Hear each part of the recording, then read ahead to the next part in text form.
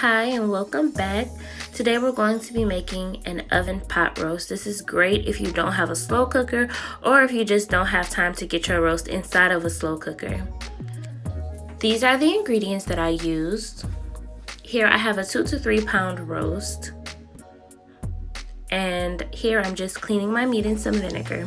Once my meat is nice and clean, I go ahead and add the seasonings. I'm adding some minced onion, some garlic powder, some onion powder, seasoning salt,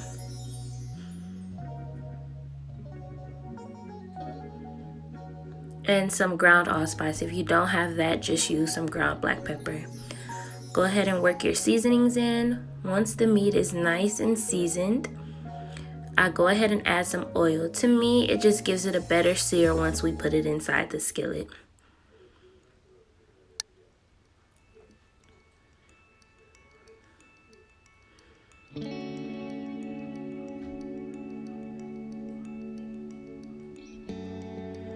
Now that we've worked everything in really good, we can go ahead and get our skillet ready.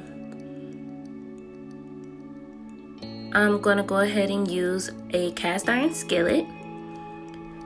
Here I've added a tablespoon of butter and a tablespoon of oil. I have here some bell peppers and onions that I already chopped and seasoned. I'm gonna go ahead and add the meat inside of the skillet and allow it to sear for 5 to 6 minutes.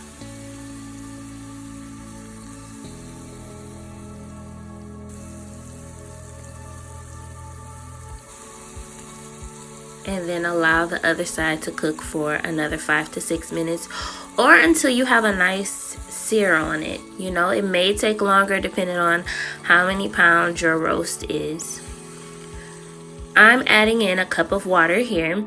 Now, if you want to use beef stock, that's perfectly fine. I'm going to be adding in a beef bouillon cube, so I used water. Now that I've added that in, I've added my bell peppers and onions, a teaspoon of minced garlic, and now I'm gonna go ahead and put it in the oven on 350 for 3 hours.